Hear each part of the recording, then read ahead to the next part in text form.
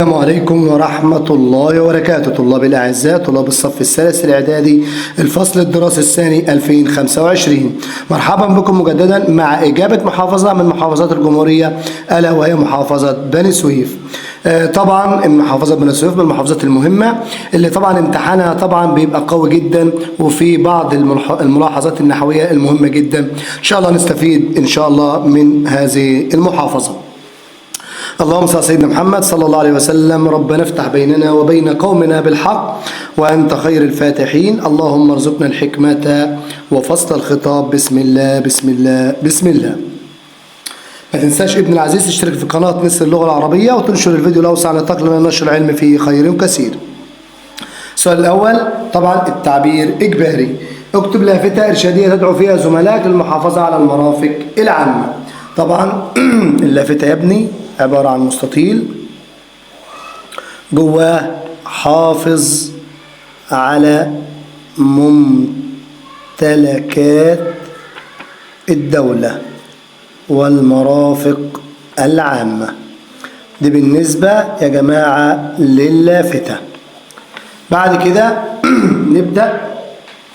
اكتب في موضوع واحد من الموضوعين الآتين: نحن المصريين في أمس الحاجة إلى التمسك بالقيم الحسنى والسلوك الصحيح والعمل لتحقيق النافع لتحقيق التقدم والرقي. ده مشروع أو ده موضوع. والموضوع الثاني: المشروعات القومية الكبرى التي تقوم بها الدولة والعمل الحر يحققان التقدم والازدهار ويقويان روح الانتماء للوطن. طبعا بالنسبة للموضوع التعبير عندك آدي مقدمة وآدي خاتمة، تقدر مثلا تستشف منها من نسر اللغة العربية مستر محمد سمير. هذه المقدمة يا ابني وهذه الخاتمة، ولو حبيت تكتب بقى في الموضوع من الموضوعين دول تكتب مثلا 3-4 سطور، ويبقى تعبيرك منسق ومرتب وطبعا مفكر ومهتم بعلامات الترقيم وسلامة النحو والإملاء يكونوا سليمين. نبدأ بعد كده مع السؤال اللي هو الثاني. بيقول لك طبعا ابن العزيز القراءة من موضوع الحياة دقائق وثواني. ولقد ضرب العلماء أروع الأمثلة في كيفية الإفادة من وقت الفراغ، حيث التفكر والتأمل والمراجعة والمحاسبة. وقد قيل إن تفكر الإنسان ساعة خيرا من قيامه ليلة. هات من الفكرة السابقة مرادف التدبر. طبعا التفكر. مكتشف قانون الجاذبية الأرضية هو طبعا إسحاق نيوتن.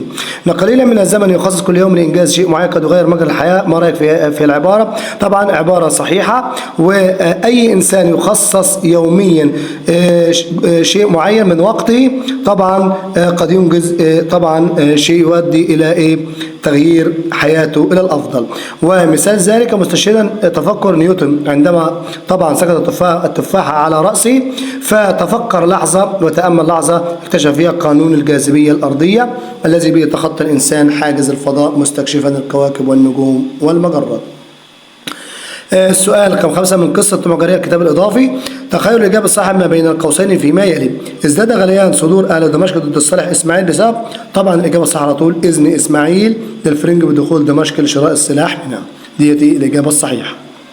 طبعا اعلان عز الدين بفتوى على جامع المنبر لا. اعتقال عز لا. خروج العز مطرودا برضه لا. الإجابة الصحيحة إذن إسماعيل للفرنج.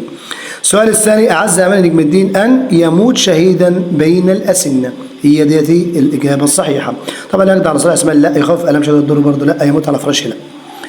نمرة بقى: استنتج سبب وصية نجم الدين لقائد الجيش فخر الدين بن شيخ بأن ينزل بجيش على البر الغربي حتى لا يكرر خطأ والده الكامل، وحتى يؤمن مصر ويقطع كل الامدادات للفرنج.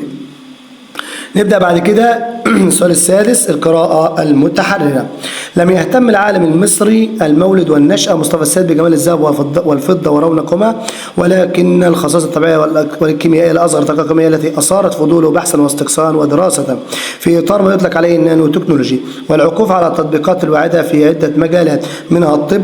لقد نجح العالم مصطفى السيد بمعاونة فريقه في التوصل لأول مرة لشفاء سرطان الجلد بنسبة 100% على الحيوانات، وسيطبق على الإنسان قريبا، وذلك باستخدام قضبان ذهب أو فضة فائقة الدقة والصغر في رصد الخلايا السرطانية. وإن المتابع لسيرة العالم مصطفى السيد يجدها حافلة بالعمل الجاد الدؤوب الذي أثمر العديد من البحوث والأوراق العلمية التي فقط 500 مطبوعة. ندخل يا ابني على الأسئلة بتاعت القراءة المتحررة. تخيل الإجابة الصحيحة.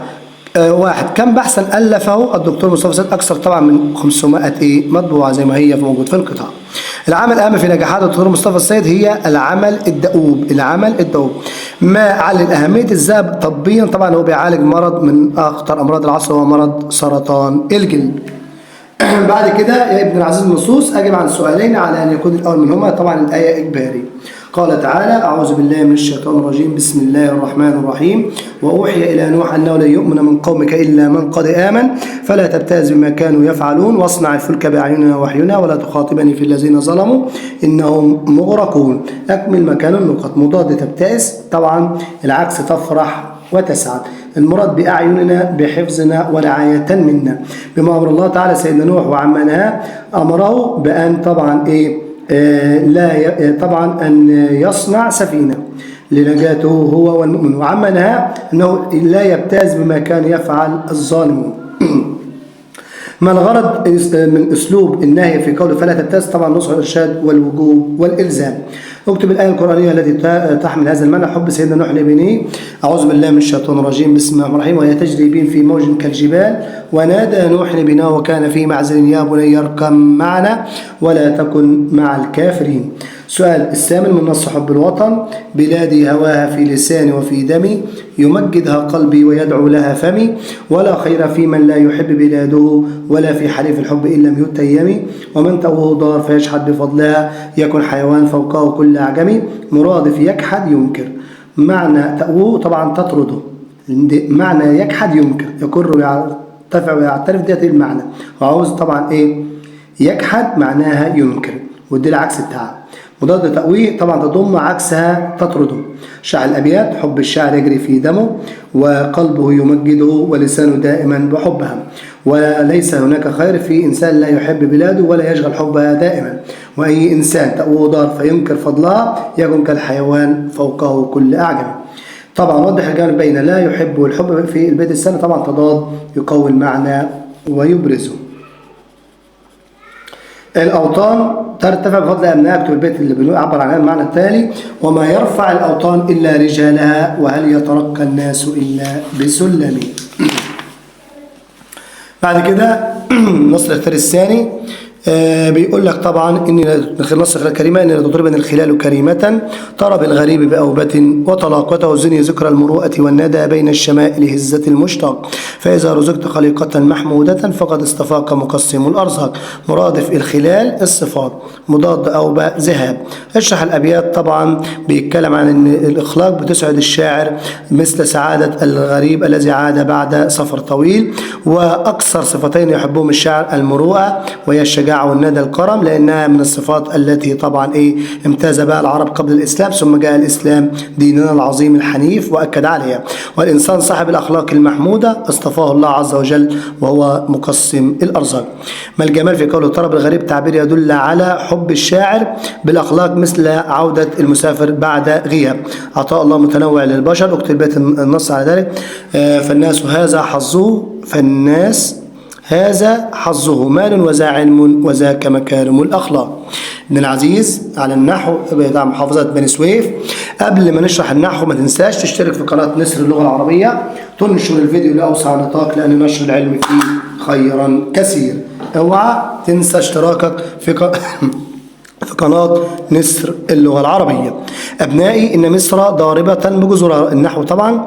عاشرا أبنائي إن مصر ضاربة بجزرها في الزمن كم من غاز أتى إليها فردها الله مكسور وستبقى مصر طبعا فعل مرفوع وعلامة رفعه الضمة إن شاء الله آمنة مستقرة.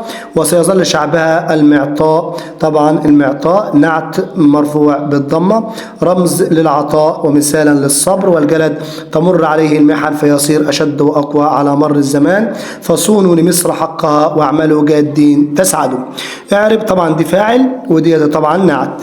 استخرج من الفكرة السابقة اسم فاعل من غير ثلاثي مستقرة فعلها استقر يستقر مستقر من مضموم كسر ما قبل الآخر. اسم مفعول طبعا مكسور على وزن مفعول. تخرج الإجابة الصحيحة ما بين القوسين. كلمة جادين واردة في السطر الأخير. اسم فاعل من الفعل جدة. طبعا جدة دي يا جماعة فعل صحيح طبعا ثلاثي. كن حمادا أنعم الله عليك نوع المشتق طبعا كن حماد. حماد على وزن فعال، طبعا ديت ايه؟ صيغة مبالغة على وزن فعال، يبقى صيغة مبالغة، فعلها حمدة. بعد كده إجابة نمرة د، أجب بما هو مطلوب أمام العبارة السابقة.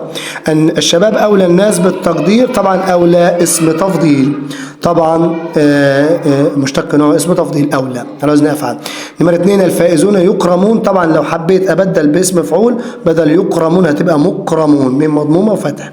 نمرة ميز نوع المشتق في الجملتين على الترتيب. الأماكن السياحية ملتقى السياح يبقى اسم مكان. ملتقى الفوج السياحي في الساعة الثانية ظهرا دل على زمن يبقى اسم ايه؟ زمان. ابن العزيز ما تنساش تشترك في قناة مصر اللغة العربية، تنشر الفيديو لأوسع نطاق. وفي نهاية الفيديو وصلى اللهم على سيدنا محمد وعلى آله وصحبه وسلم، والحمد لله رب العالمين.